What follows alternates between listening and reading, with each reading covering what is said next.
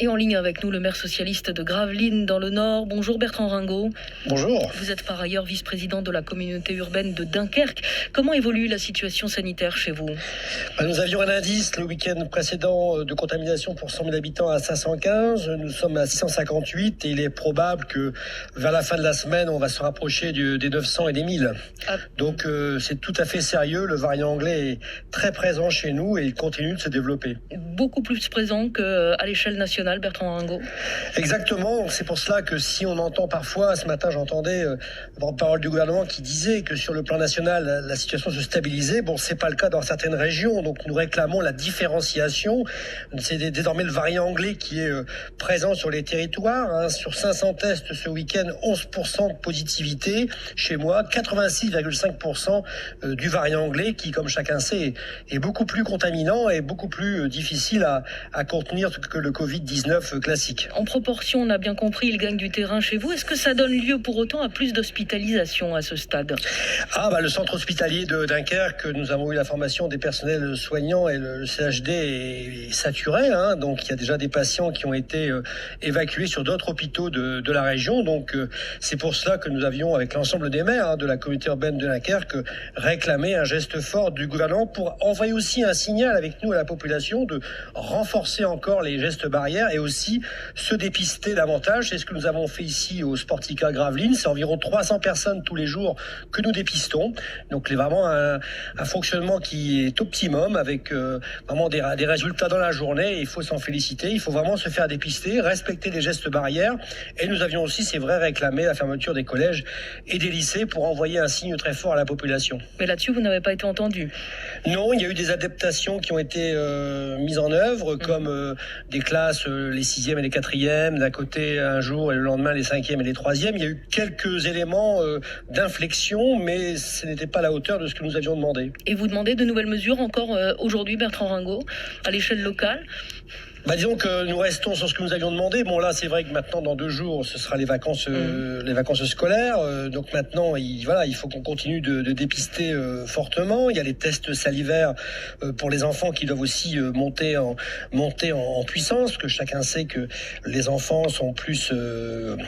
c'est eux qui transmettent plus facilement ce variant anglais. Donc éviter les rassemblements aussi familiaux pendant les vacances scolaires. Bon, pour autant, il faut aussi proposer des solutions à celles et ceux qui travaillent, notamment dans les milieux hospitaliers ou dans les sites qui ne peuvent pas être télétravaillés. Donc vous appelez de vos voeux des mesures locales ? Oui, nous appelons à la différenciation. C'est d'ailleurs réclamé par les élus locaux. Je pense que la situation dans la Moselle et dans le Nord peut le justifier, pas de manière continue, mais sur une période, je pense qu'il est intéressant, car le problème, ce qui va se passer si on ne fait pas ça, et on l'observe déjà, c'est que ça va irriguer sur l'ensemble de la région. Donc au départ, le variant anglais, il était sur le Gravelinois, il est allé sur le Dunkerquois, il va maintenant sur le Calaisis, et il sera demain sur le Domarois, voire sur la région lilloise. Donc je pense qu'à un moment donné, il faut essayer de serrer les choses sur un territoire, essayer de le contenir sur un territoire pour éviter l'embrasement. Et quand vous dites ça, Bertrand Ringot, est-ce que vous imaginez un reconfinement à l'échelle locale ?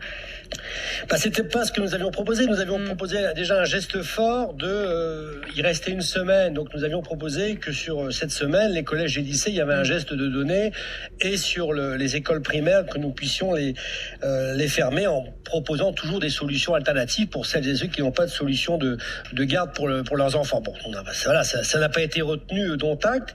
Pour autant, il faut continuer à se mobiliser. Et j'appelle vraiment le soutien des services de l'État sur ces sujets. Mais si vous obteniez gain de cause avec des mesures locales, est-ce qu'il n'y aurait pas le risque d'un sentiment d'injustice chez vos administrés par rapport aux départements voisins, par exemple ? Disons que c'est pour les protéger aussi, les départements voisins, parce que je vous parlais du Pas-de-Calais qui est à côté de chez nous, qui voit arriver le variant anglais. Bon, ils auraient peut-être préféré que nous arrivions à le contenir quelque peu, de manière à pouvoir s'organiser plus fortement. Donc non, puis bon, il restait une semaine de vacances. C'est sûr que si nous étions dans une période un peu plus courante, si je puis dire, en dehors de la période scolaire qui arrive, on aurait peut-être pu raisonner comme ça. Mais là, il restait une semaine. Donc on trouvait qu'il y avait quand même quelque chose à jouer sur cette semaine pour contenir ce variant anglais sur la région des Hauts-de-France. C'est une semaine de perdu, du coup, selon vous, là ? Semaine de perdu. Bon, je suis pas épidémiologiste, hein, voilà, mais en tout cas, moi, je constate la montée en charge du taux de positivité, la montée en charge qui se stabilise quand même sur ces derniers jours, la montée en charge du variant anglais. Hein, on est à 86,5%, je répète, ce week-end. Donc, c'est quand même des chiffres tout à fait significatifs qui appellent une mobilisation de notre part. Et vous continuez donc à demander un geste fort de la part de l'exécutif. Merci beaucoup, Bertrand Ringot, d'avoir accepté l'invitation de France Info cet après-midi. Maire socialiste de Gravelines dans le Nord et vice